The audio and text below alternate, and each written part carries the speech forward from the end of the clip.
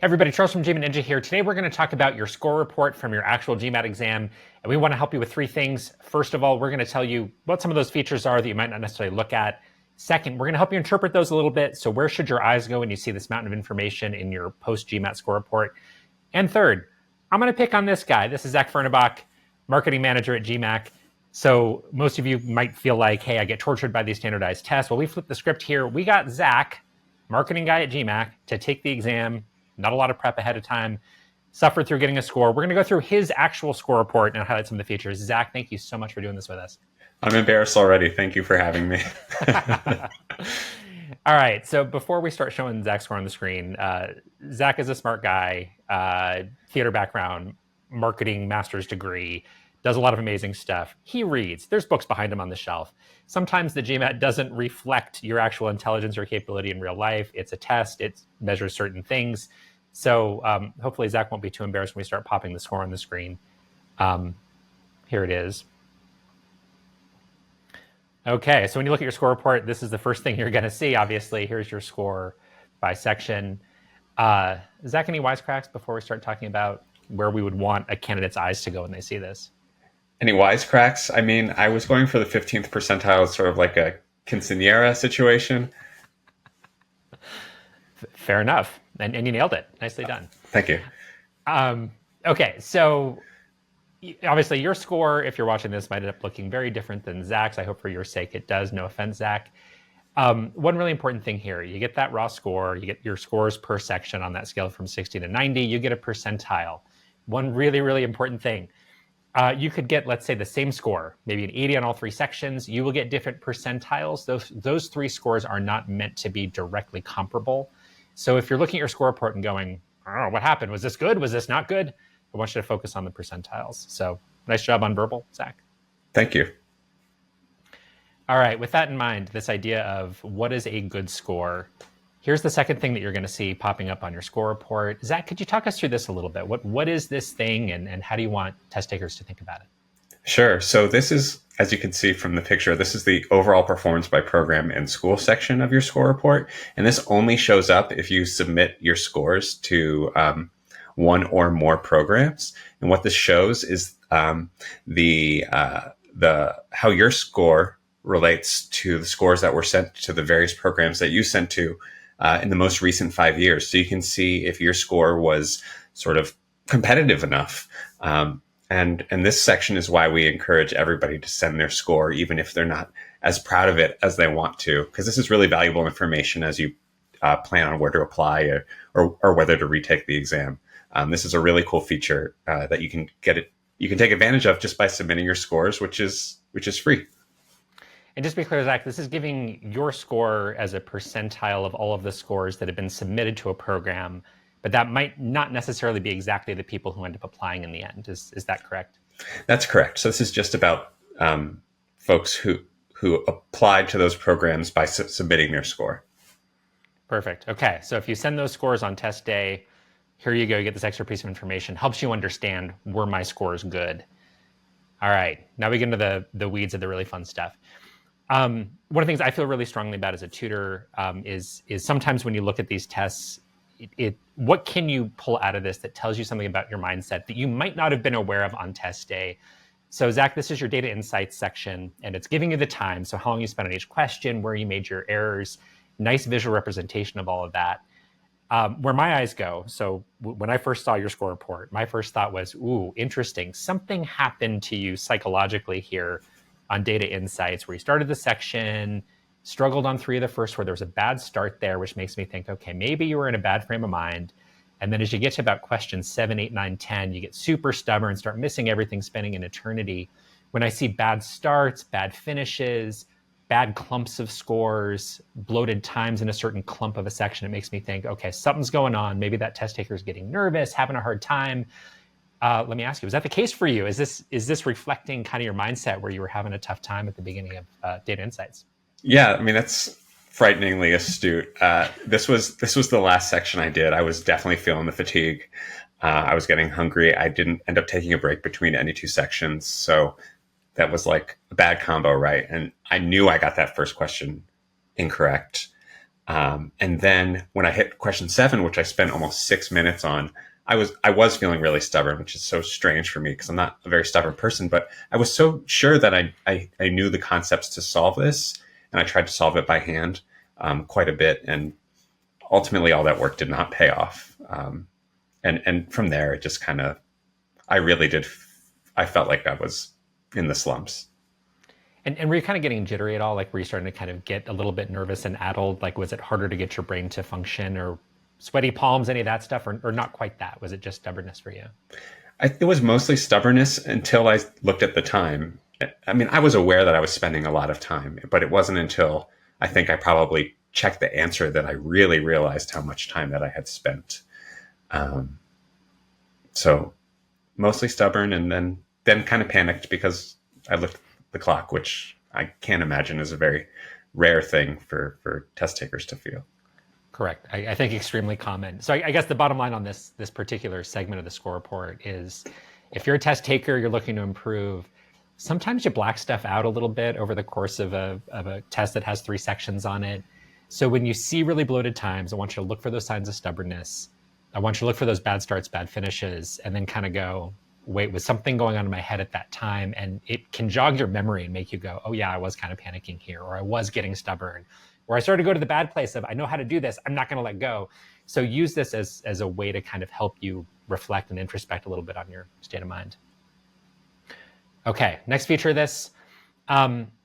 This is pretty dense, Zach, and I don't know if you feel differently. I think all of the information that's in here is presented elsewhere in a kind of a prettier graphical form on your score report. For most candidates, I wouldn't want them spending a whole lot of time here just because it's a ton of detail that's presented elsewhere. Zach, I don't know if you feel differently, but this is I feel the same stuff. Yeah, this is just another view of what we just looked at. It's cool to see, like, oh, it was a graph and table question that I spent 6 minutes on. I certainly don't remember that from when I took the exam, but so it's nice to know, like, hey, maybe that's something I should focus a bit more on. Perfect. Okay, now we get into the question review and edit summary. So Zach, say a little bit about this. What is that this little tiny yellow slice in there? What's going on here, and what is this telling you about your test? Yeah, so what this shows is that at the end of the quant section, I went back to look at one of my answers that I wasn't so confident in to see if I wanted to change the response. But as you can see, I did not, because it says question reviewed but not edited. And I was bumping up against time, and I just felt like my original guess was probably the strongest option that I had. So since Zach only edited, or only even looked at one question after getting through one of the sections, if you're somebody who does change an answer, that's going to show up on this part of the score report. You can see whether you changed a question from right to wrong, or wrong to right, or wrong to wrong, or whatever. So as much as anything, this can give you some insights into, well, hey, I had some time left at the end. I reviewed, I edited. Did it pay off? And again, not really relevant for you in this case, Zach. But sure. If you are spending a lot of time at the end and having that be consequential for your score, this will tell you a little something about it. All right, now we get to the really fun stuff. So score reports give you this breakdown. So this right here is the data insights section. It'll give you breakdown by content, domain, question type, all that sort of thing. We'll go through this for data insights, verbal, and quant. I guess my advice to people with this is, don't overthink this too much. So it would be really easy to overreact to this and say, oh, I'm much worse at the math related than the non-math related. The problem here is it's a really small sample size. So when you take this 20 question data insights section, we divide it into 2 different groups, or on the bottom half of this, 4 different groups. We're looking at 10 questions, maybe only 4 or 5 on that bottom part of the chart. My rule of thumb is, if you see a difference of 20 percentile points or more between 2 different categories, maybe that's meaningful. But other than that, I wouldn't overthink this. Okay. Zach, any thoughts on this? Did this jog anything for you? Or when you first saw this, did it tell you anything you didn't already know? Or I thought it was pretty well-rounded for somebody who didn't prep for the exam. I mean, I'm not surprised that there wasn't really a lot of fluctuation in the question type.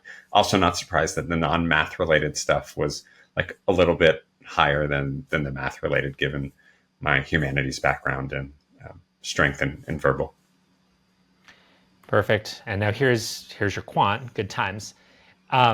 Same thing here. Lots of breakdowns here. Just be really careful. Small sample size alert.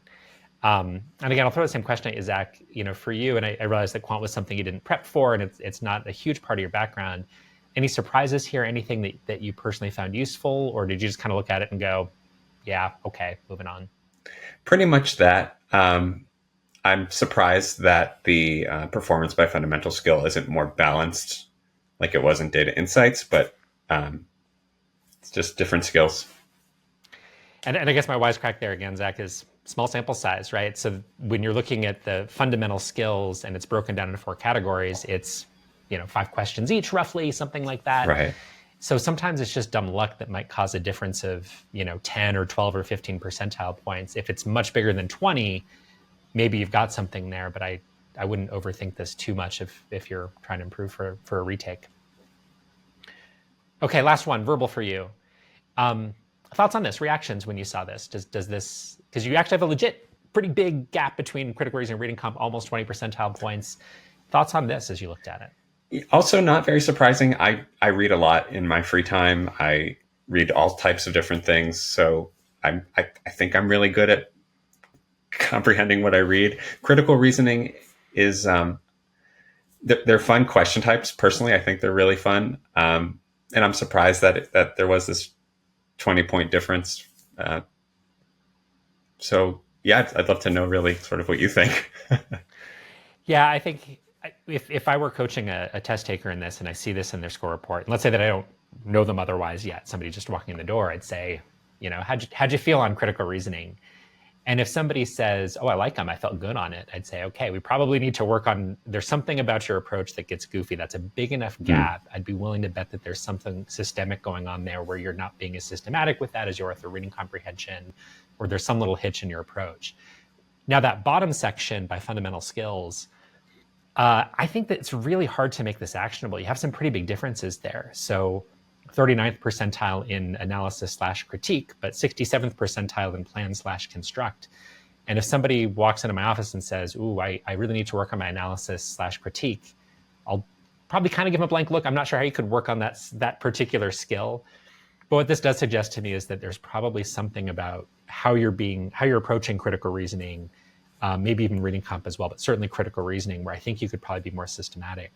And so these gaps, unlike I think on your quant and data insights, I think these gaps are big enough to make me think, hey, if you were trying to improve for a retake, we've got something actionable to focus on in terms of your approach to critical reasoning. And I don't know if that sounds legit to you as the actual test taker here. I think it does. I mean, when I picture myself possibly taking the test again, putting myself in those shoes, I would focus on verbal first because it was the section I had the strongest performance in. So I feel like I have the aptitude to really close this gap.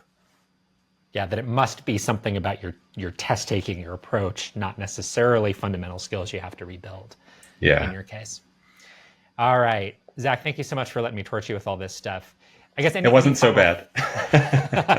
Any final thoughts for test takers on how to think about the score report, what to look for, and anything you'd like folks to know? Yeah. So I think it's a lot of information. Obviously, we just ran through it, and it's all designed to be helpful, not to show like when Zach was most stubborn. Like that's not the point of the score report. It's really to inform test takers and to inform their approach and next steps on their business school journey, as we like to say. And a shout out also to GMAT official practice exams. They have the same score report that populates after you take an exam. So none of this information needs to be a surprise to anyone after they take the real test. So yeah, I guess that's it. More is more in this case. Awesome. Zach, thank you so much for letting us torture you. I look forward to seeing you again when you retake. And thank you everybody for watching. Thank you.